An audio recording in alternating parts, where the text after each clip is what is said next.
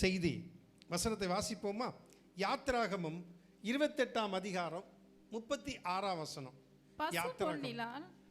யாத்திராகமம் 28:36 வாசிங்க தங்கச்சி. பசும் பொன்னினால், கவனிங்க, பசும் பொன்னினால் ஒரு பட்டத்தை பண்ணி கர்த்தருக்கு பரிசுத்தம் என்று அதிலே முத்திரை வெட்டாக வெட்டி, கர்த்தருக்கு பரிசுத்தம் என்று முத்திரை வெட்டாக வெட்டி, அவ்வளவுதான். அடுத்தது பாருங்க. அது பாகையில் இருக்கும்படி அதை இளநீல நாடாவினால் பாகையின் முகப்பிலே கட்டுவாயாக. இது ஒரு தனி செய்தி. ஆனால் இதை நான் பேசலை இன்னைக்கு. இது வேற ஒரு செய்தி. இல்லை, ஆசாரியனுடைய வஸ்திரம், ஆசாரியனை பற்றி உள்ள ஒரு செய்தி. இதை நான் பேசலை. இது பேசினாலும் உங்களுக்கு ரொம்ப கொஞ்சம் பேருக்கு தான் புரியும். சரி, இதில் நான் எடுத்துக்கொண்டது என்ன அப்படின்னா, கர்த்தருக்கு பரிசுத்தம். கர்த்தருக்கு பரிசுத்தம். முதல்ல நம்ம பரிசுத்தத்தை தெரிந்து கொள்ளணும். ஆராதனை செய்யும் பொழுதே கண்ணை திறந்துட்டு அங்கே இங்கேயும் பார்க்குறாங்க பார்த்தீங்களா? என்ன செய்யலாம்? இல்லை, என்ன செய்யலான்னு கேட்குறேன். கண்ணை நோண்டணுமா? நான் ஒன்று சொல்கிறேன், தப்பாக நினைக்காதீங்க. ஒரு சிலர் சங்கடப்படுற அளவுக்கு நடக்காதீங்க. பில்லி ஆராதனை நடத்திட்டு இருந்தான்னா கண்ணை மூடுங்க. இல்லைன்னா பில்லியை பார்த்தா தப்பு இல்லை. ஓ, நல்ல பாட்டை பாடுறாங்கன்னு கொஞ்ச நேரம் பார்த்துட்டா தப்பு இல்லை. இந்த அங்கே பார்த்துட்டு இங்கே பார்த்துட்டு இப்படி இருந்தால் நீங்கள் என்ன பண்ணுங்க, போய் முதுகில் தட்டி கண்ணை மூடி ஜெபம் பண்ணுங்க அப்படின்னு சொல்லிடுங்க. தயவுசெய்து இது வந்து ஆண்டவரை ஆராதிக்கிற இடம். ஆண்டவரை ஆராதிக்கும் பொழுது இன்னைக்கு பரிசுத்தம் அப்படின்னு பார்க்குறோம் இல்லையா? ஆராதிக்கும் பொழுது கண்ணை திறந்து அங்கங்கே வேடிக்கை பார்த்துட்டு திரும்பி இந்த பக்கம் திரும்பி பார்ப்பதே தவறு. திருச்சபை அதான் சர்ச்சினுடைய டிசிப்ளின். இல்லை, கிறிஸ்டியானிட்டியுடைய ஒழுக்கம் அதுதாங்க. தெரிஞ்சுக்கங்க. எந்த சர்ச்சாக இருக்கட்டும், சிஎஸ்சியாக இருக்கட்டும், லுத்தரனாக இருக்கட்டும், பிரிஸ்பிட்டேரியனாக இருக்கட்டும், ஆங்கிலிக்கனாக இருக்கட்டும், மெத்தடிஸ்ட் சர்ச்சாக இருக்கட்டும், பெண்டிகாஸ்ட் சர்ச்சாக இருக்கட்டும், பிரதரன் சபையாக இருக்கட்டும், இல்லை எதுவாக இருந்தாலும் டிசிப்ளின் அப்படின்னு கிறிஸ்தவத்தில் பெரிய கூட்டத்துலையும் போலீஸ்காரன் சொல்லுவான், இவ்வளோ பெரிய கூட்டத்தில் எங்களுக்கு வேலையே இல்லைங்க சார், என்ன மாதிரி போயிட்டு எப்படி வர்றாங்க, ஒருத்தர் இடிக்காமல் போகிறாங்க. அந்த சாட்சி இருக்கு பார்த்தீங்களா? அதுதான் வேணும். ஆமென். அந்த மாதிரி நமக்கு அந்த சாட்சி வேணும். ஆராதனையில் வந்து கண்ணை முழிச்சு தயவுசெய்து பார்க்காதீங்க. நான் எந்திரிச்சு வருவேன் இனிமேல். கொஞ்ச நேரம் சிலரெல்லாம் கையை உயர்த்தி ஆராதிக்கிறாங்க. நான் எவ்வளோ சந்தோஷப்படுறேன்னு தெரியுங்களா? அப்படியே நின்று ஆண்டோடைய பிரசன்னம்.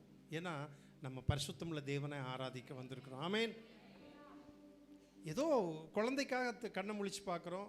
யாராவது வந்துட்டாங்க, சொந்தக்காரர் யாராவது புதுசாக வந்துட்டாங்க, கண்ணை முழிச்சு பார்க்குற. நான் தப்பாக சொல்லலை.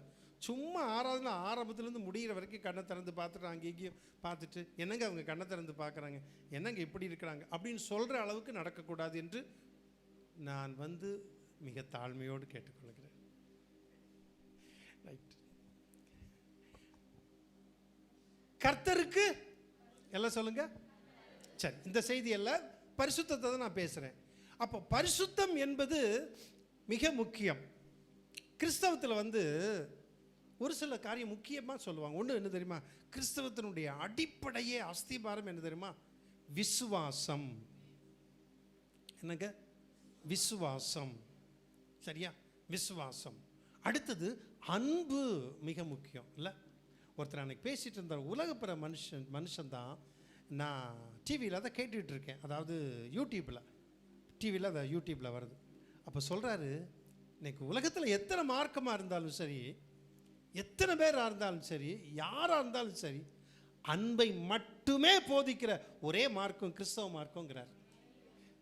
எனக்கு கண்ணெல்லாம் கலங்கிடுச்சு. பாஸ்டமா நானும் அப்படியே ரொம்ப சந்தோஷப்பட்டோம். அன்பை மட்டுமே போதிக்கிறது கிறிஸ்தவ மார்க்கம் தான் அப்படின்னார். ஸோ நம்ம ஒரு முன்மாதிரியாக எடுத்துக்காட்டாய் வாழ வேண்டும் என்று கர்த்தர் விரும்புகிறார்.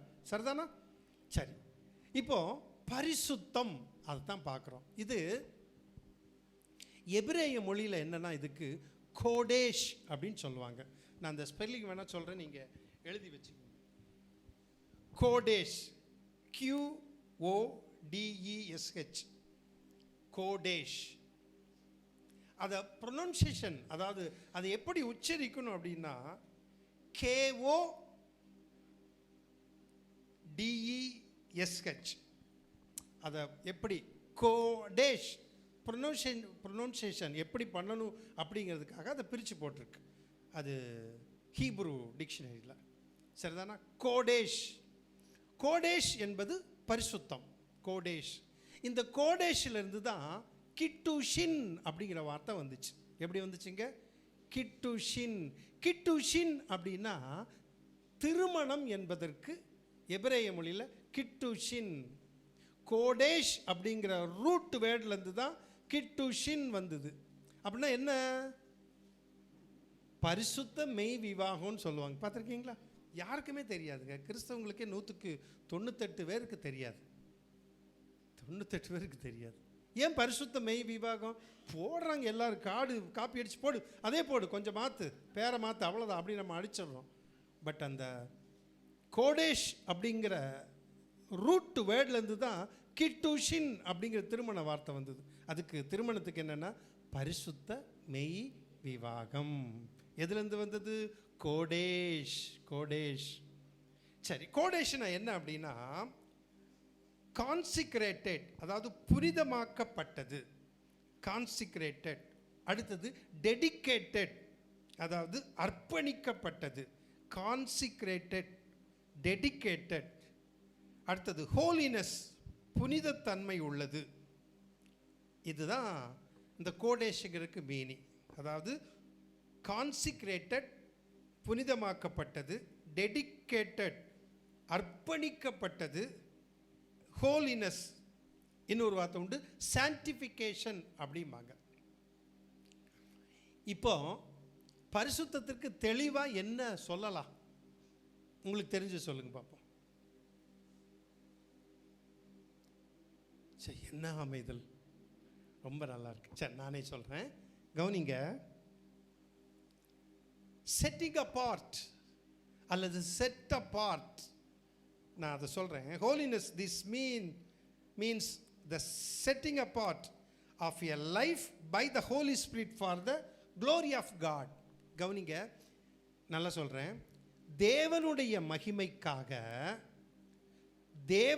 மகிமைக்காக பரிசுத்த ஆவியானவரால் வேறு பிரித்தெடுக்கப்பட்ட வாழ்க்கை.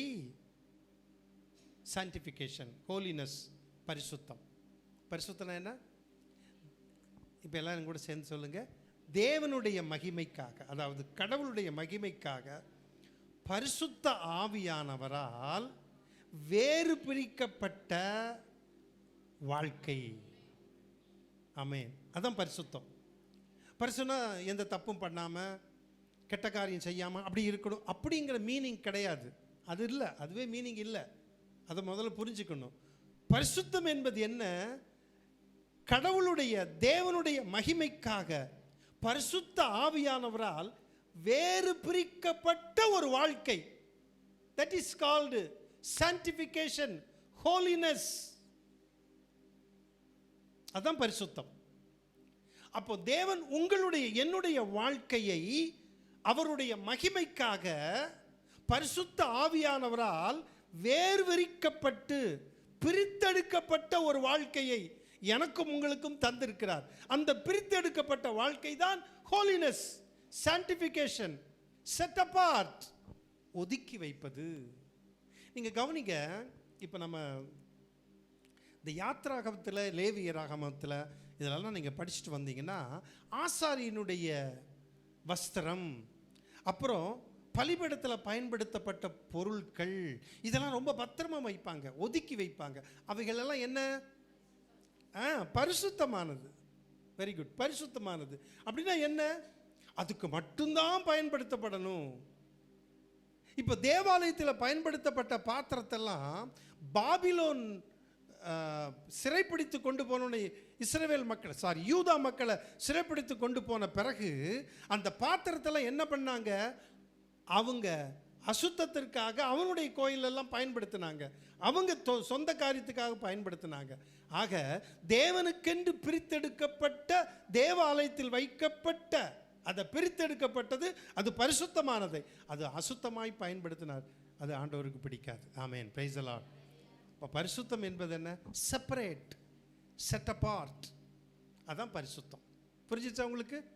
ரைட். ஒரு தடவைக்கு 2 தடவை 3 தடவை கூட சொல்லுவேன். புரியலன்னா நான் மறுபடியும் சொல்கிறேன். ரைட். பரிசுத்தம். ஒரு வசனத்தை நான் வாசிக்க விரும்புகிறேன்.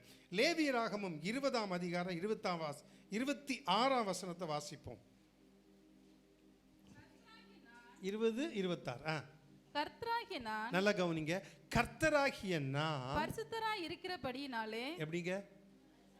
கர்த்தராகிய நான் பரிசுத்தராய் இருக்கிறபடியினால், படியினாலே நீங்களும் எனக்கேற்ற பரிசுத்தவான்களாய் இருப்பீர்களாக. எனக்கேற்ற பரிசுத்தவான்களாய் இருப்பீர்களாக. முதல்ல என்ன சொல்லப்பட்டிருக்கிறது?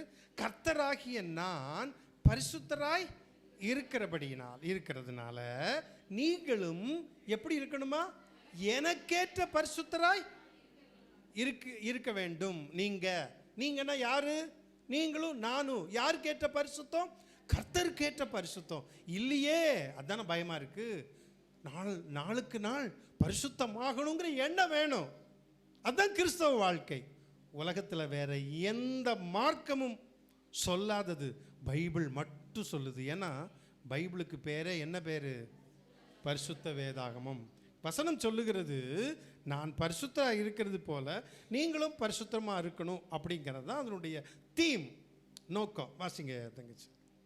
நீங்கள் என்னுடையவர்களாய் இருக்கும்படிக்கு. இப்ப பாருங்க அந்த வசனத்தை மறுபடியும் வாசிங்க முதல்ல இருந்து. கர்த்தராகிய நான், இப்ப நல்லா கவனிங்க இந்த வசனத்தை.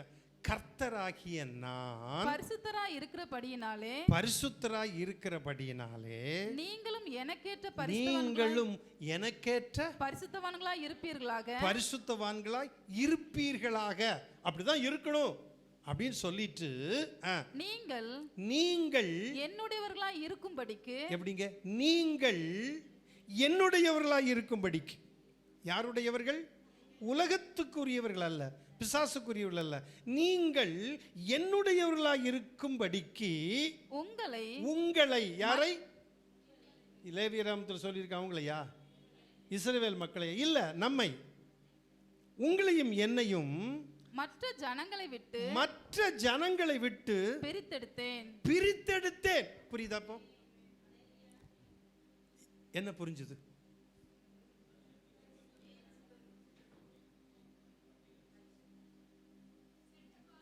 இல்ல, இங்க ஒரு சத்தம் வருது, அங்க ஒரு சத்தம் வருது, இங்க ஒரு சத்தம் வருது. இப்பதானே சொன்னேன். கொஞ்சம் தண்ணி குடிக்கணும். நான் குடிச்சுக்கிட்டுமா?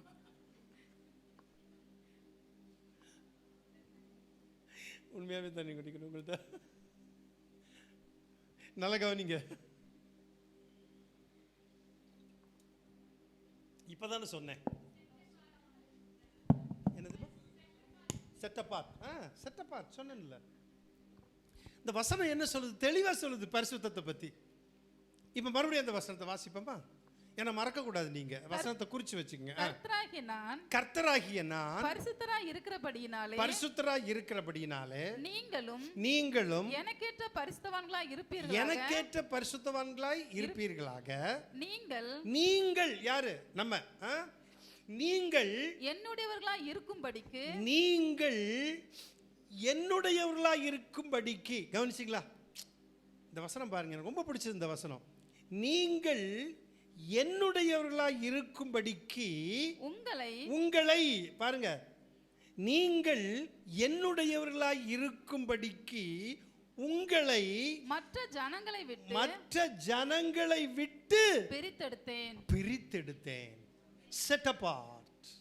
Setting abort. தேவனுடைய மகிமைக்கென்று பரிசுத்த ஆவியினால் வேறு பிரிக்கப்பட்ட வாழ்க்கை, ஒதுக்கப்பட்ட வாழ்க்கை, பிரிக்கப்பட்ட வாழ்க்கை. புரியுதா? அதான் இந்த வசனம் சொல்லுது. இதுதான் பரிசுத்தம். என்னமோ பரிசுத்தம்னா ஐயோ நம்ம பாவம் செய்யாமல் இருக்கணும், அப்படி இருக்கணும், இப்படி இருக்கணும், அதெல்லாம் இதுக்குள்ள வந்துடுது. வேறு பிரிக்கப்பட்ட வாழ்க்கை. சரி, இப்போ பார்க்கலாம். மறுபடியும் வசனங்களை பார்ப்போம். 1 தெசலோனிக்கேயர் 4ஆம் அதிகாரம்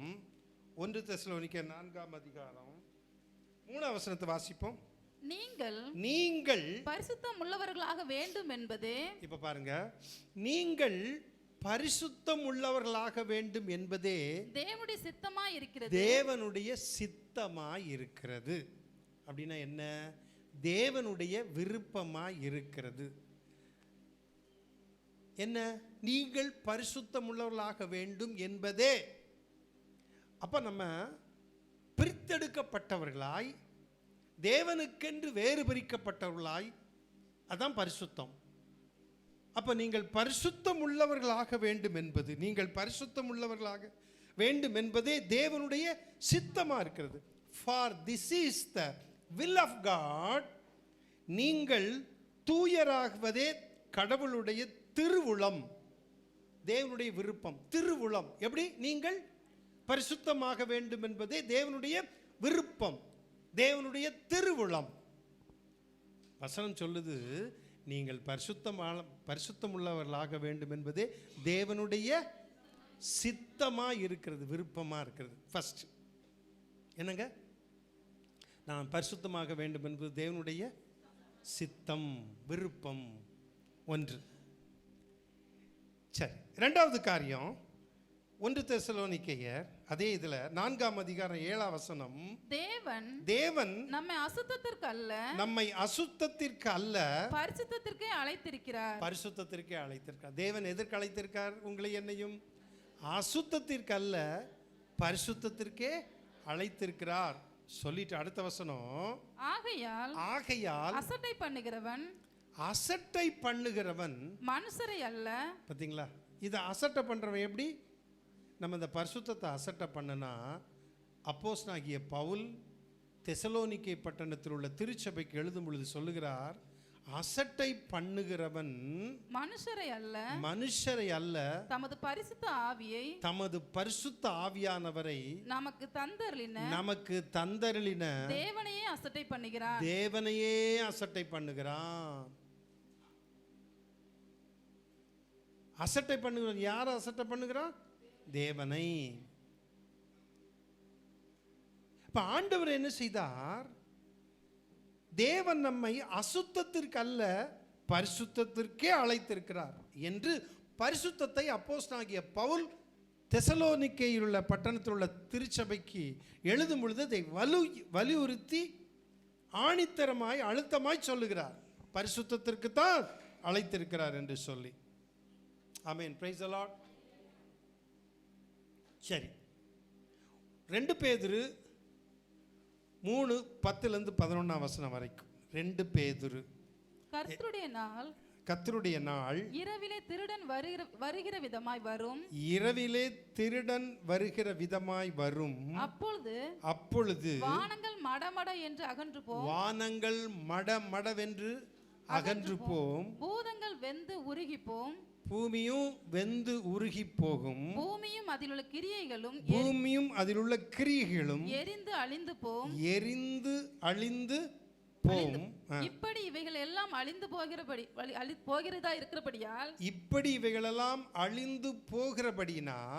போகிறதா இருக்கிறபடியினால் நீங்கள் எப்படிப்பட்ட பரிசுத்த நடக்கையும் தேவ பக்தியும் உள்ளவர்களாய் இருக்க வேண்டும். இப்படியெல்லாம் இருக்குது. கர்த்தருடைய நாள்ல என்ன ஆக போகுது? வானம் இருக்காது, பூமி எரிந்து போகும். அது ஆண்டவருடைய நாளில் நடக்கக்கூடிய சம்பவம். அதை அப்போஸ்தலனாகிய பேதுரு சொல்லிட்டு தன்னுடைய 2வது நிருபத்தில் சொல்றார், நீங்கள் இப்படி இருக்கிறனால நீங்கள் எப்படிப்பட்ட பரிசுத்த நடக்கையும் தேவ பக்தி உள்ளவர்களாய் இருக்க வேண்டும். எப்படி இருக்க வேண்டும்? அடுத்த வசனம் 12ஆம் வசனம், தேவனுடைய நாள் சீக்கிரமாய் வரும்படிக்கு மிகுந்த ஆவலோட காத்திருங்கள். அந்த நாளில் வானங்கள் வெந்து அழிந்து பூதங்கள் எரிந்து உருகிப்போம். அப்போ இப்ப இருக்கிற வானமும் பூமியும் இதே பேதுரு தான் சொல்றாரு. எதுக்கு இரையாக வைக்கப்பட்டிருக்கிறதா? அக்கினிக்கு இரையாக வைக்கப்பட்டிருக்கிறதா? பேதுரு தான் அவருடைய நிருபத்தில் சொல்றார். எல்லாம் அழிந்து போகும். அப்படின்னா என்ன? இனிமேல் புதிய வானம் புதிய பூமி உண்டாக போகுது. இதெல்லாம் சொல்கிறாரு கர்த்தருடைய நாளில் நடக்கும்னு சொல்லிட்டு, அதனால நீங்கள் எப்படிப்பட்ட பரிசுத்த நடக்கையும் தேவ பக்தியும் உள்ளவர்களாக இருக்க வேண்டும். பக்தியே போச்சுங்க. இப்போ பரிசுத்தம் இல்லை, தேவ பக்தி இல்லாமல் போச்சு. எப்படி பரிசுத்தம்? பிள்ளைகளுடைய வாழ்க்கையெல்லாம் பரிசுத்தமே இல்லாமல் போச்சு. ரொம்ப நிர்விசாரணமாக போயிடுச்சு. பரிசுத்தத்தை பேசுகிறதே இல்லை. எப்படியோ சபைக்கு வர்றாங்கல்ல. உலகம் இருக்குது பார்த்தீங்களா? உலகத்தின் மக்கள், கவர்மெண்ட் சொல்லுது சட்டம் கொண்டு வர போகிறாங்க. திருமணமாகாமல் சேர்ந்து வாழுகிறவர்கள் இனி வரக்கூடிய நாட்களில் அவங்க அவங்களுக்கு கடுங்காவல் விதிக்கப்படும். அவங்க அரெஸ்ட் பண்ணுவாங்க. குறிப்பிட்ட நாளுக்குள்ளே திருமணம் பண்ணி ஆகணும். அப்படி வாழக்கூடாது. எனக்கு அது ரொம்ப பிடிச்சிருந்தது. திருமணமாகாமல் ஒரு வாலிபன் ஒரு வாலிப பெண் சேர்ந்து குடும்பம் வாழ்கிறது போல அவங்க வாழ்ந்துகிட்டு இருக்கிறது உலகமே சொல்லுது தப்புன்னு. அதை பார்த்துட்டு சொந்தமே தப்புன்னு சொல்லாமல் இருந்தால், அந்த குடும்பமே தப்புன்னு சொல்லலைன்னா எவ்வளோ பெரிய கொடுமை தெரியுங்களா? கொடுமையிலும் கொடுமை, கொடுமையிலும் கொடுமை, மிகப்பெரிய பாவம். கர்த்தருடைய கோபம் வந்துச்சுன்னா தாங்க மாட்டாங்க. குமாரன் கோபம் கொள்ளாமலும் நீங்கள் வழியிலே அழியாமல் இருக்கும்படிக்கு அவரை முத்தம் செய்யுங்கள். கொஞ்ச காலத்தில் அவருடைய கோபம் பற்றி எரியும். அவரை அண்டிக் கொள்ளுகிற யாவரும் பாக்கியவான்கள்னு சங்கீதம் 2 நம்ம படிக்கிறோம் இல்லை? மிக ஜாக்கிரதையாக இருக்கணும். வாலிப பிள்ளைகள் கொஞ்சம் தான் இருக்காங்க, அங்கே போயிட்டாங்க. நான் இந்த மிரட்டெல்லாம் சொல்லலை. பிள்ளைகள் ஜாக்கிரதை அப்படிலாம் நான் சொல்லவே இல்லை. யாரையும் அப்படி சொல்ல மாட்டேன்.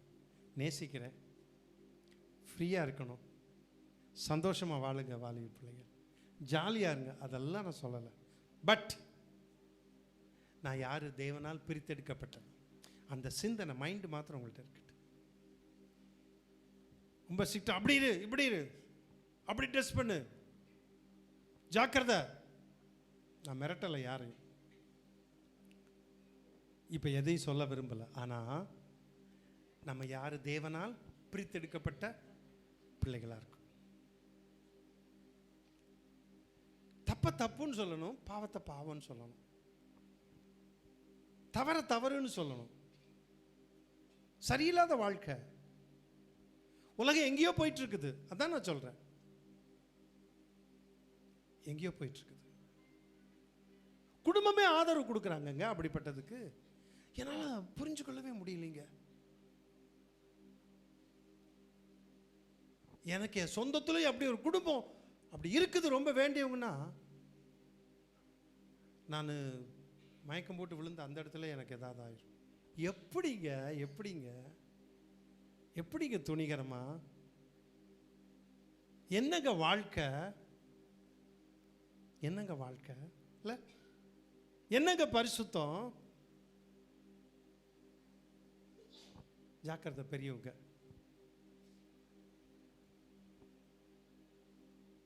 நம்முடைய பிள்ளைகளை வளர்ப்பது நம்முடைய கடமை.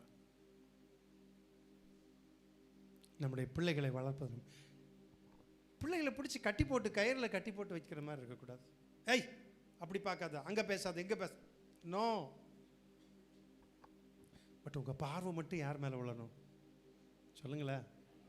பிள்ளைகள் மேலே இருக்கணும். என் பிள்ளை இப்படி தான் நடப்பான், என் மகன் இப்படி நடப்பான் அப்படிங்கிற ஒரு நம்பிக்கை உங்களுக்கு வேணும். ஏன்? கடவுளால் தேவனால் பிரித்தெடுக்கப்பட்ட பிள்ளைகள். துணிகரமான பாவத்துக்கு நம்ம இடம் கொடுக்க மாட்டோம். பட் இன்னைக்கு உலகம் எப்படியோ போயிட்டு இருக்குதுங்க, எப்படியோ போயிட்டு. ஐயோ ரொம்ப அட்வான்ஸுங்க. கேட்டால் என்னங்க அது? நாகரீகம். வளர்ந்து விட்டது. நீங்கள் அந்த காலத்தில் இருக்கிறீர்கள், நான் இந்த காலத்தில் தான் இருக்கிறேன். நம்மளை என்ன சொல்றாங்க? அந்த காலத்தில் இருக்கீங்க. ஏன்னா ஆதாம் காலத்தில் நான் இருக்கிறேன், இந்த காலத்தில் தான் இருக்கிறேன். உங்களுக்கு வாலிபத்தை தாண்டி தான் வந்திருக்கேங்க. இல்லை, நானும் தன்ராஜ் பாஸ்டரும் கவனிங்க, ஸ்தோத்திரம் ஸ்தோத்திரம்ன்ட்டு ரொம்ப ரொம்ப அப்போ வாலிப சைக்கிளில் போகும்போது அங்கே ஒரு வாலிப பண்ணு வந்தால் என்ன கண்ண முடியும், தோத்திரம் தோத்திரம்ட்டே போவோம். நல்ல வேலை இதுவரைக்கும் இடிக்கலை. நீங்கள் அப்படிலாம் இருங்கன்னு நான் சொல்லலை. நாங்கள் 2 பேரும் அப்படி வாழ்ந்தோம், நானும் தன்ராஜ் பாஸ்டரும். அங்கே பார்த்தாலே தோத்திரம் ஆண்டவரேன்னு கண்ண முடியும். யாராவது பெரியவங்க வந்தால் இடித்தா என்ன ஆகுறது? பாஸ்டர் மாட்ட சொல்லுவோம், இப்படியெல்லாம் சைக்கிள் நல்ல வேறு யாரும் இடிக்காமல் இருந்தீங்களான்னு பாஸ்டர்மா சொல்லுவாங்க. அப்படியெல்லாம் சொல்லலை. அது நானாக அப்படி ஓட்டிகிட்டு போனது சைக்கிளில். தெலுங்க கண்ணை பார்த்துட்டு திறந்து பார்த்து போங்க, தப்பு இல்லை. ஸோ ஒரே ஒரு காரியம் என் மைண்டில் இருக்கிறது என்ன? தேவனுக்காக பிரித்தெடுக்கப்பட்ட அவருடைய சொந்த ஜனமாக இருக்கும்படி பிரித்தெடுத்திருக்கிறார். நான் எங்கள் அப்பாவுக்கு நல்ல பேர் வாங்கி கொடுக்கணும், கடவுளுக்கு நல்ல பேர் வாங்கி கொடுக்கணும், கர்த்தருக்கு நல்ல பேர் வாங்கி கொடுக்கணும், ஏசப்பாக்கு நல்ல பேர் வாங்கி கொடுக்கணும், எங்கள் அப்பாவுக்கு நல்ல பேர் வாங்கி கொடுக்கணும், எங்கள் அம்மாவுக்கு நல்ல பேர் வாங்கி கொடுக்கணும், என் தாத்தா பாட்டிக்கு நல்ல பேர் வாங்கி கொடுக்கணும், என் குடும்பத்தார் என்னை சுற்றி இருக்கிறவர்களுக்கெல்லாம் நல்ல பேர் வாங்கி கொடுக்கணும். என்னை பார்த்தாலே, வாலிப பையனாக இருக்கலாம் பிள்ளையாக இருக்கலாம், என்னை பார்த்தாலே கையை நீட்டி பேசும் பொழுது இவனை போல இவளை போல வாழணும் என்று சொல்லும் அளவுக்கு என்னுடைய வாழ்க்கை இருக்க வேண்டும். அதான் பசங்க பிள்ளைகளுக்கு. ஆமென்.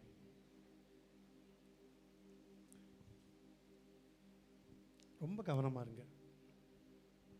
பரிசுத்தம் பரிசுத்தம் தேவனை தான் அசட்டை பண்றோம் இல்ல? ரைட். அடுத்தது, சரி,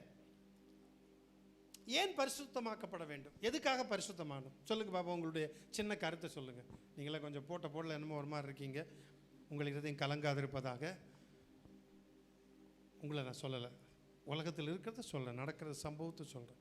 ஒரு சில கிறிஸ்தவ குடும்பத்தில் நடக்கிற சம்பவத்தை சொல்கிறேன். நம்ம விழிப்பாக இருக்கணும், எச்சரிக்கையாக இருக்கணும், சொல்ல வேண்டியதை அட்வைஸ் பண்ணுறத அட்வைஸ் பண்ணணும், கண்டிக்கிறது என்னுடைய உங்களுடைய கடமை. சரி, நம்ம ஏன் பரிசுத்தமாக இருக்கணும்? சும்மா சொல்லுங்க. நம்மளும் பரிசுத்தமாக இருக்கும், நம்ம தேவன் பரிசுத்தமாக இருக்க. சரி, ஏன் பரிசுத்தமாக இருக்கணும்? என்ன எதுக்காக நான் பரிசுத்தமாக இருக்கணும்? அதை பிரசங்கம் பண்ணுங்க ஐயா, சீக்கிரம் கேட்டுக்கிறோம் அப்படிங்கிறீங்களா? சரி, நான் சொல்லட்டுமா? வசனம் சொல்லுது, எபிரேயர் 12:14. நான் ஏன் பரிசுத்தமாக்கப்பட வேண்டும்? ஏன் நான் பரிசுத்தமாக இருக்கணும்? காரணம் என்ன? வாசிங்க. எபிரேயர் 12:14. ஒருவனும் சரியா? 12:14. எபிரேயர் 12:14. யாவரோடும் சமாதானமாய் இருக்கவும். அதான முடியாது. யாவரோடும் சமாதானமாய் இருக்கவும், பரிசுத்தம் உள்ளவர்களாய் இருக்கவும் நாடுங்கள். பரிசுத்தம் உள்ளவர்களாய் இருக்கும்படி நாடுங்கள். நம்ம எதை நாடணுமா? யாவரோடும். கொஞ்சம் முடியல, அதனால தான் பவுல் சொல்றாரு, முடிந்த அளவுக்கு என்ன வருங்க. பவுல் சொல்லிட்டு உங்களுக்கு கொஞ்சம் முடியாதுதான், ரொம்ப பெரிய பிரச்சனை தான். இந்த சோதனை இருக்குதா இல்லையா? சொல்லுங்க பார்ப்போம், உண்மையை சொல்லுங்க. எல்லாருடைய சமாதானம் இருக்கிற பிரச்சனை இருக்குதா இல்லையா? எனக்கெல்லாம் இருந்திருக்குங்க, உண்மையை சொல்லணும். எனக்கெல்லாம் இருந்திருக்கு, ரொம்ப கஷ்டப்பட்டிருக்கேன். என்ன பண்றதுனே தெரியாது, ரொம்ப பிரச்சனையில் இருந்திருக்கோம். எங்கள் குடும்பத்தில் சகோதரர்களுள்ள எல்லாம் இருந்திருக்கு. ஆனால் அட்ஜஸ்ட் பண்ணி கூடுமான மட்டுக்கு சமாதானமாக இருந்துட்டேன். நல்ல வேலை. இருதயம் சொல்லுது சரிதானம் அப்படிங்கிறது. கஷ்டப்பட்டு, ரொம்ப கஷ்டம் இல்லை? பைபிள் சொல்லுது, எபிரேய நிருபக்காரர் சொல்றார், யாவரோடும் சமாதானம் இருக்கவும் பரிசுத்தம் உள்ளவர்களாய் இருக்கவும் பரிசுத்தம் உள்ளவர்களாய் இருக்கும்படி நாடுங்கள். பரிசுத்தம் இல்லாமல் ஒருவனும் கர்த்தரை தரிசிப்பது இல்லையே. அப்போ எதுக்கு பரிசுத்தம் தேவை? அவரை பார்க்க. சொல்லுங்க. தரிசிப்பதுன்னா என்ன? பார்க்க. ஏங்க விஷன் நல்லா இருக்குதான்னு கேட்பாங்கல்ல, நம்ம கண்ணை பார்த்து. அப்படின்னா என்ன அர்த்தம்? என்னங்க விஷன் கிஷன் என்னமோ சொல்லிட்டு இருக்கீங்க, நம்ம சொல்ல முடியுமா? விஷன்னா பார். விஷன் நல்லா இருக்கா பாருங்க.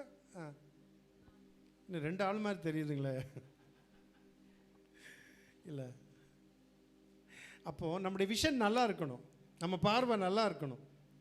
நம்ம கர்த்தரை பார்க்கணுன்னா, கர்த்தரை தரிசிக்கணும்னா எல்லாரும் தரிசிக்க முடியாது. யார் தான் தரிசிக்க முடியும்? நம்ம மட்டும்தான் தரிசிக்க முடியும். சொல்லுங்க, யாரு? கர்த்தருடைய பிள்ளைகள் மட்டும்தான் தரிசிக்க முடியும். ஏன்? பிரித்தெடுக்கப்பட்டவர்கள், அவருக்காக ஒதுக்கப்பட்டவர்கள், அவருக்காக வேறுபிரிக்கப்பட்டவர்கள், பரிசுத்தமாக்கப்பட்டவர்கள். பரிசுத்தம் இல்லாமல் ஒருவனும் தேவனை. அப்போ ஏன் பரிசுத்தமாக இருக்கணும்? கர்த்தரை தரிசிப்பதற்கு பரிசுத்தம் தேவை. அதனால நான் பரிசுத்தமாக இருக்கணும். அப்படிதான், அப்போ தான் நான் கர்த்தரை பார்க்க முடியும். ஆமென், பிரைஸ் தி லார்ட். யாராவது கர்த்தரை பார்த்துருக்கீங்களா? தரிசனத்திலையா சொப்பனத்திலையா பார்த்துருக்கீங்களா? இல்லை, ரொம்ப கஷ்டம் கர்த்தரை பார்க்குறது. ஆமாம், ஒருத்தர் சொல்லியிருக்காங்க, நான் என்னுடைய 40 நாள் உபவாசத்தில் 39வது நாள் நான் பார்த்தேன். 2 பெரிய கோரப்புல்லு வளர்ந்து வருது, அது நடந்து வர்றத மாதிரி ஒரு காட்சியை நான் பார்த்தேன். அப்போ ஒரே ஒரு தடவை தான். இல்லை, நமக்கு பார்க்குறது ரொம்ப கஷ்டமாக இருக்குது. ஆனால் கர்த்தர் தம்மை நமக்கு வெளிப்படுத்த விரும்புகிறார்.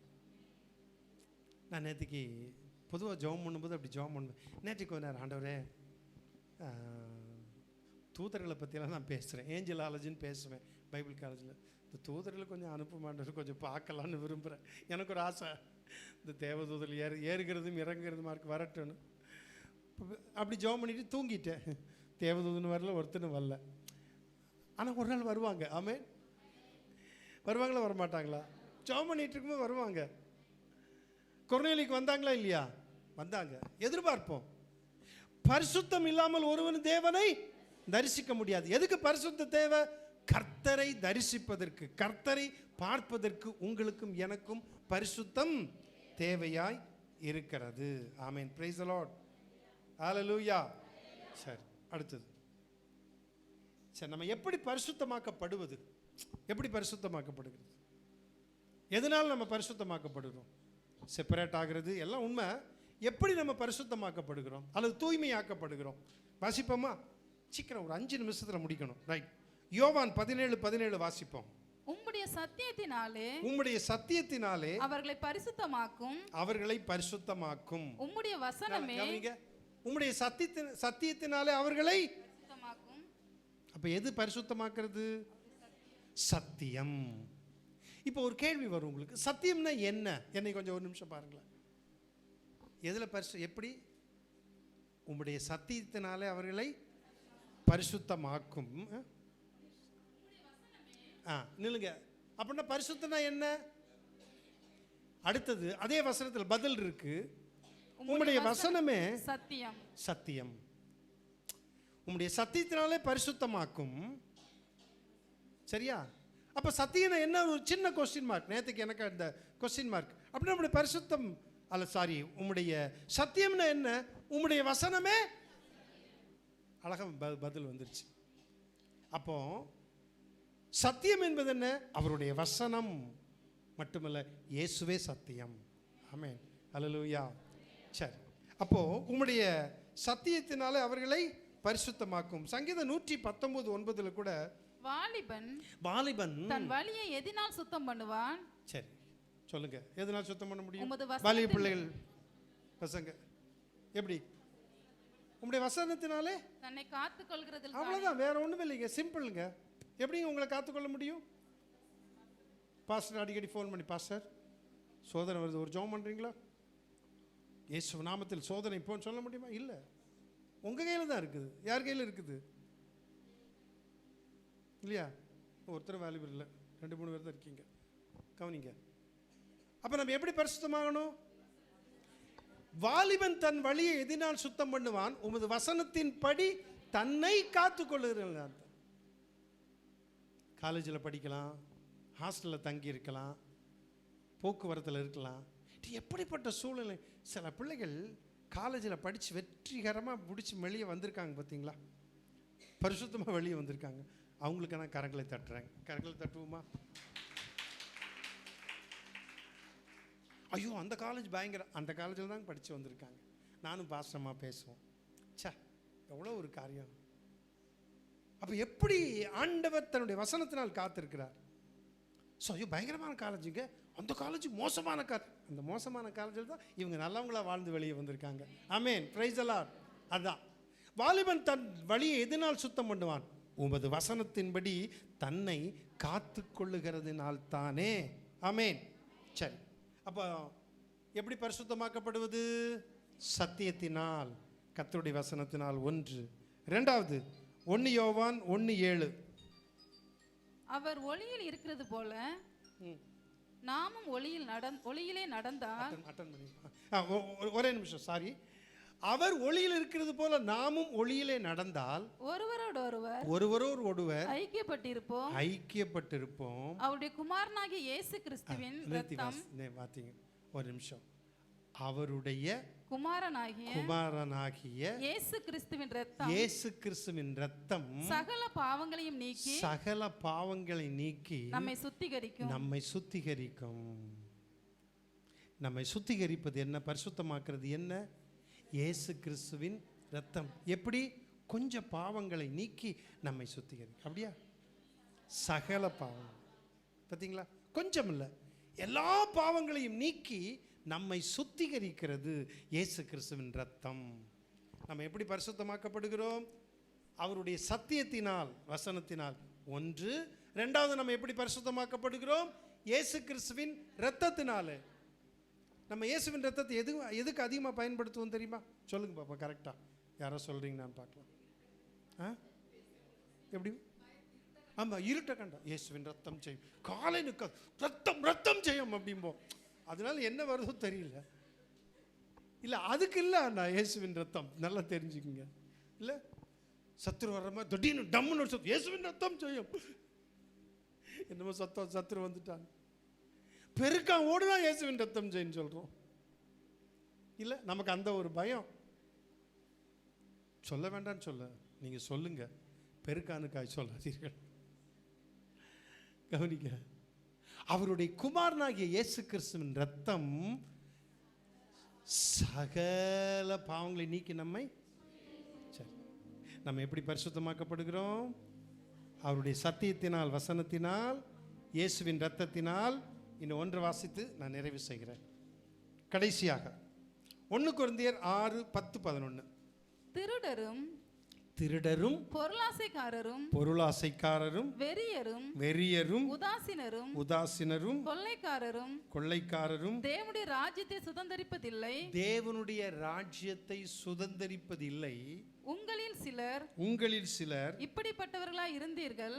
உங்களில் சிலர் எப்படி? யாரு? கொரிந்து பட்டணத்தை பார்த்து பவுல் சொல்றார், நம்மளை பார்த்து சொல்ற. உங்களில் சிலர் இப்படிப்பட்டவர்களாய் எல்லாம் அப்படிதான் இருந்தாங்கல்ல ஒரு காலத்துல. உங்களில் சிலர் இப்படிப்பட்டவர்களாய் இருந்தீர்கள்.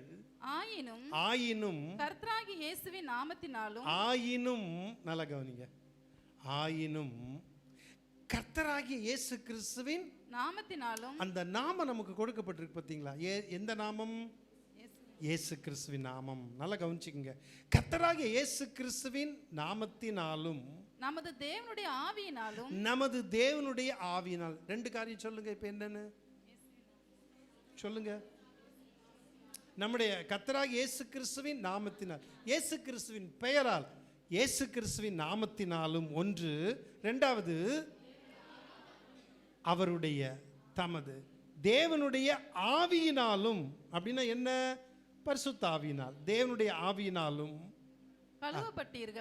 கழுவப்பட்டீர்கள். ஒரு அல்லேலூயா சொல்லுங்க பாப்போம். நம்ம எதனால் கழுவப்பட்டிருக்கிறோம்? நமக்கு தெரியாது பார்த்தீங்களா? இயேசுவின் ரத்தத்தினால் கழுவப்பட்டோன்னு சொல்லியிருக்கோம். இயேசுவின் நாமத்தினால் கழுவப்பட்டோன்னு தெரியுமா? படிச்சிருக்கோம், தெரியல, மறந்துட்டோம். தப்பு இல்லை. பட் எப்படி கழுவப்படுகிறோமா? இயேசு கிறிஸ்துவின் நாமம் அப்படியே அந்த பாவத்தெல்லாம் கழுவுதுங்க இயேசுவின் நாமத்தில். ஆண்டவரே உங்களுடைய நாமத்தில் நான் ஜெபிக்கிறேன், என் பாவத்தை மன்னிக்கணும் அப்படின்னா அப்படியே கழுவுதுங்க. அது அந்த ஸ்டெயின் ரிமூவரா, அதை போட்டோம்னா அந்த பாசம் மாதிரி அப்படியே ப்ளீச்சிங் பவுடர்லாம் போடுறோம் அப்படியே போயிடுது இல்லை. பேண்ட்டில் ஒரு அழுக்குப்பட்டால் உடனே என்ன பண்ணுறோம், நான் ஒரு தடவை ஒரு இது ஏதோ ஒன்று அழுக்காயிடுச்சு சொல்லி ப்ளீச்சிங் பவுடர் போட்டு நல்லா ப்ளீச்சிங் பவுடர் போட்டு அது என்ன ஆயிடுச்சு, அழுக்கும் போயிடுச்சு, வேற ஒரு கலர் வந்துருச்சு வெள்ளையா. அப்புறம் பாசமாக கேட்டு என்ன போட்டு, நிறைய போட்டு, ஆமாம் நிறைய போட்டு, நல்லா போட்டிங்க அப்படின்னாங்க. கவனிங்க, இயேசுவின் நாமத்தினாலும் பரிசுத்த ஆவினாலும் நம்ம என்ன செய்கிறோம், அப்படி நம்மளை கழுவுறாரா, கழுவுறாரு. குறைகள் இருந்தாலும், தவறுகள் இருந்தாலும், பாவங்கள் செய்தாலும், குற்றங்கள் செய்தாலும், தேவனுக்கு விரோதமாக நடந்திருந்தாலும் நம்மளை கழுவுகிறது எது, இயேசு கிறிஸ்துவின். மறந்துடாதீங்க, சும்மா இல்லைங்க, மன்னிக்கிற நாம் இயேசு கிறிஸ்து நாமம் கழுவுது. இந்த பாருங்க, பேதுரு தான் கேட்டான் நினைக்கிறேன், ஞாபகம் இருக்கு எனக்கு, ஆண்டவரே பாவம் செஞ்சா எத்தனை தடவை மன்னிக்கணும், 7 தடவை மாத்திரமா, 70 தடவை ஆண்டவர் சொன்னார், அப்படி தானே. அப்படின்னா என்ன தெரியுமா, மன்னிச்சுட்டே இருக்கிறாராம் ஆண்டவர், மன்னிச்சுட்டே இருக்கிறாராம். எவ்வளோ நல்ல தேவன் இல்லை. அவர் மாத்திரம் அந்த மன்னிப்பை கொடுக்கலன்னா இன்னைக்கு நான் இங்கிருந்து பிரசங்கம் பண்ண முடியுமா, செத்தேன். என்னங்க கவனிங்க, அப்போ உங்களையும் என்னையும் பரிசுத்தமாக்குறது எது, இயேசு கிறிஸ்துவின் நாமங்க. யார் உதவி இல்லை. ஒருவேளை யாராவது பெரிய பிரசங்கியார் கூட உங்களை சொல்லல, நீ சரியில்லை, நீ செஞ்ச தப்பு செஞ்சுட்ட போ, உனக்கு மன்னிப்பு கிடையாதுன்னு சொல்லிடலாம். போப்பாண்டவரே சொன்னாலும் நம்ம ஆண்டவர் சொல்ல மாட்டார்.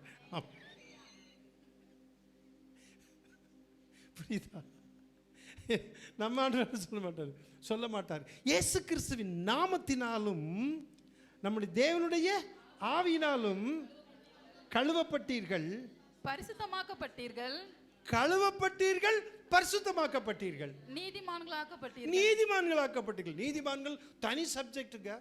இப்போ நான் பேசுறது கொஞ்சம் சின்ன செய்தி, பரிசுத்தம்னு தனி ஒரு சப்ஜெக்ட் இருக்குது, ஹோலினஸ், சான்டிஃபிகேஷன். நீதிமான் அது ஒரு தனி சப்ஜெக்ட் இருக்குதுங்க. எப்படிலாம் நீதிமானாக்கப்படுறதுன்னு நம்ம பரிசுத்தமாக்கப்பட்டிருக்கோம். நமக்கு பேர் என்னங்க, பரிசுத்தவான்களுக்கு எழுதுகிறதாவது நமக்கு பேர் என்னங்க, நீதிமான். நம்மளை உங்களை நீதிமான் என்னங்க, வேண்டாங்க என்னங்க, அதெல்லாம் வேண்டாங்க நம்ம சொல்லுவோம்ல. ஆண்டவர் சொல்ற நீதிமான், ஆண்டவரே அதை மட்டும் சொல்லாதீங்க, வேண்டாம், நான் தகுதி இல்லை. தகுதி இல்லாத எனக்கு தேவனால் கிடைத்த தகுதி தான் அந்த கிருபை, கிருபையினால் கிடைத்தது தான் பரிசுத்தம், கிருபையினால் கிடைத்தது தான் நீதிமான். ஆமென், பிரைஸ் தி லார்ட், ஹல்லேலூயா. சரி, நான் முடிக்கிறேன். கர்த்தராகிய இயேசு கிறிஸ்து நாமத்தினாலும் நமது தேவனுடைய ஆவியினாலும் கழுவப்பட்டீர்கள். மறந்துடாதீங்க, அவருடைய நாமம் கழுவுது, அவருடைய ஆவி நம்ம கழுவுது. பரிசுத்தமாக்கப்பட்டீர்கள், நீதிமான்களாக்கப்பட்டீர்கள். பரிசுத்தம் எங்க கொண்டு வந்து நிறுத்துது பார்த்தீங்களா, அப்படியே எப்படி கொண்டு வந்தது பார்த்தீங்களா, அப்படியே பரிசுத்தம் கொண்டு வந்து அப்படி கொண்டு வந்து கொண்டு வந்து கொண்டு வந்து எங்க கொண்டு நிறுத்துது, இப்போ பரிசுத்தமாக்கப்பட்டீர்கள், நீதிமான்களாக்கப்பட்டீர்கள். நான் தேவனுடைய பிள்ளை, நான் நீதிமான். ஒரு அலையிலே சொல்லுவோமா? கர்த்தர் உங்களை ஆசீர்வதிப்பாராக. நான் பாவி பாவின்னு சொல்லக்கூடாது. நான் யாரு? பரிசுத்தமாக்கப்பட்டேன், நீதிமானாக்கப்பட்டேன். அது தேவன் செய்தது. நான் தேவனுடைய ராஜ்யத்துக்கு போவேன் அப்படி சொல்லி பழகுங்க.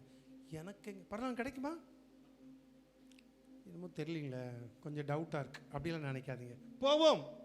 எப்படிங்க போவோம்? ஏன்?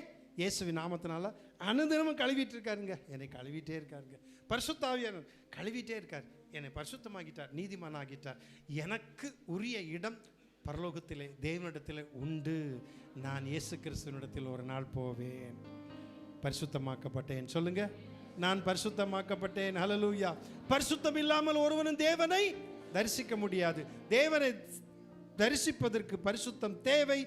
அந்த பரிசுத்தத்தை தேவன் எனக்கும் உங்களுக்கும் தந்திருக்கிறார். ஆமென். Praise the Lord. ஹல்லேலூயா.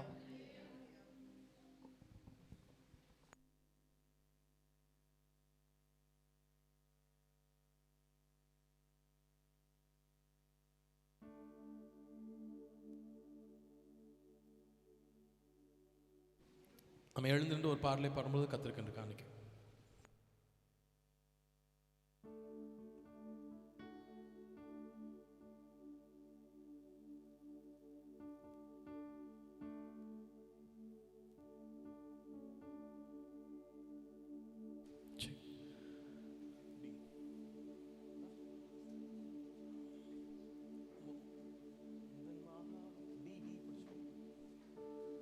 உந்தன் மகா பரிசுத்த ஸ்தலத்திற்குள்ளே என்னையும் அழைத்து செல்லும். உந்தன் மகா பரிசுத்த ஸ்தலத்திற்குள்ளே என்னையும் அழைத்து செல்லும். உந்தன் பரிசுத்த இரத்தத்தினாலே என்னை கழுவிடும். உந்தன் பரிசுத்த இரத்தத்தினாலே தூய்மையாக்கிடும். உள்ளே அழைத்து செல்லும். உந்தன் பிரசன்னத்தால் நிரப்பிடும். உள்ளே அழைத்து செல்லும். உந்தன் பிரசன்னத்தால் நிரப்பிடும். உந்தன் மகா பரிசுத்த ஸ்தலத்திற்குள்ளே என்னையும் அழைத்து செல்லும். உந்தன் மகா பரிசுத்த ஸ்தலத்திற்குள்ளே என்னையும் அழைத்து செல்லும். உந்தன் பரிசுத்த இரத்தத்தினாலே என்னை கழுவிடும். உந்தன் பரிசுத்த இரத்தத்தினாலே தூய்மையாக்கிடும். உள்ளே அழைத்து செல்லும். உந்தன் பிரசன்னத்தால் நிரப்பிடும். உள்ளே அழைத்து செல்லும். உந்தன் பிரசன்னத்தால் நிரப்பிடும்.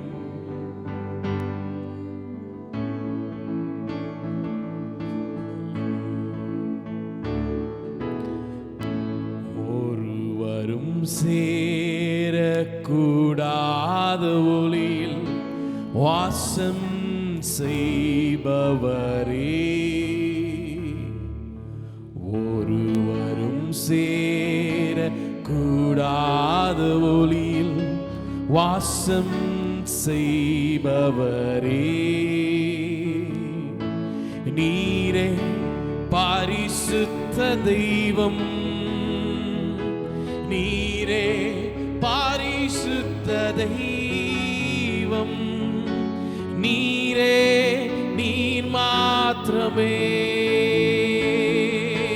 நீரே நீர் மாத்திரமே. பரிசுத்த பரிசுத்த பரிசுத்தரே. பரிசுத்த பரிசுத்த பரிசுத்தரே. பரிசுத்த பரிசுத்த பரிசுத்தரே. நீரே நீர் மாத்திரமே. நீரே நீர் மாத்திரமே. ஓ நீரே நீர் மாத்திரமே. நீரே நீர் மாத்திரமே.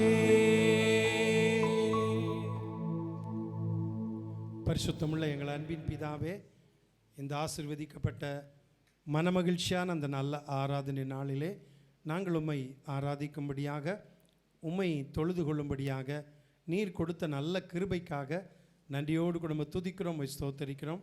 உம்முடைய பிள்ளைகள் அன்போடு உற்சாகத்தோடு மனமுவந்து கொடுத்த எல்லா காணிக்கைகளுக்காக நன்றியோடு கூட உம்மை துதிக்கிறோம், ஸ்தோத்தரிக்கிறோம். அது மட்டுமல்ல, கர்த்தருக்கென்று தன்னுடைய வருமானத்திலிருந்து எடுத்து கொடுத்திருக்கிற தசமபாக காணிக்கைகளுக்காக நன்றி செலுத்துகிறோம். தசமபாக காணிக்கைகளை கொடுத்த உம்முடைய பிள்ளைகளை ஆசீர்வதிப்பீராக. பொருத்தனை காணிக்கைகள், ஸ்தோத்திர காணிக்கைகள் எல்லாவற்றுக்காக நன்றி செலுத்துகிறோம். உம்முடைய பிள்ளைகள் கொடுத்த அனைத்து காணிக்கைகளையும் கர்த்தர் அங்கீகரித்து இதற்குரிய பிரதிபலனை உம்முடைய பிள்ளைகளுக்கு நிறைவாக நீர் திரும்ப கொடுத்து அவருடைய வீட்டின் ஆகாரம், அப்பம், தண்ணீர், எண்ணெய் எல்லாவற்றையும் ஆசீர்வதிக்க வேண்டும் என்று அடியான் செபிக்கிறேன். தம்முடைய பிள்ளைகளுடைய வருமானங்களை வர்த்திக்க செய்யும், கையின் பிரயாசங்களை ஆசீர்வதிப்பீராக. இப்பொழுதும் அந்த உம்முடைய பிள்ளைகள் ஒவ்வொருவரையும் உம்முடைய கரம் நீட்டி தொட்டு அவருடைய சிரசின் மேல், தலையின் மேல் உம்முடைய கையை வைத்து ஆசீர்வதிப்பீராக. சுகவீனங்கள், பலவீனங்கள் இருக்கும் என்று சொன்னால் அவைகள் இயேசு கிறிஸ்துவின் நாமத்தில் நீங்கி போவதாக என்று சொல்லி ஜெபிக்கிறோம். திருவிருந்து எடுக்கும் பொழுது உம்முடைய பலவீனங்கள், உம்முடைய பிள்ளைகளுடைய பலவீனங்கள், சுகவீனங்கள் இயேசு கிறிஸ்துவே உம்முடைய நாமத்தினாலே நீங்கி போகட்டும். இந்த கர்த்தருடைய பந்தியிலே பங்கு பெறுகிற ஒவ்வொருவருக்கும் ஆண்டவராக இயேசு கிறிஸ்து தெய்வீக விடுதலையும் சுகத்தையும் கட்டளிடும்படி நான் ஜெபிக்கிறேன். நீர் அப்படி செய்வதற்காக ஸ்தோத்திரம். கொடுத்த காணிக்கைகளை அங்கீகரித்து ஆசீர்வதித்து தாரும். இயேசு கிறிஸ்துவ நாமத்தில் ஜெபிக்கிறேன் அன்பின் பிதாவே, ஆமேன். என் ஆத்துமாவே கர்த்தரை ஸ்தோத்திரி, என் முழு உள்ளமே அவருடைய பரிசுத்த நாமத்தை ஸ்தோத்திரி. என் ஆத்துமாவே கர்த்தரை ஸ்தோத்திரி, அவர் செய்த சகல உபகாரங்களையும் மறவாதே. ஆமேன்.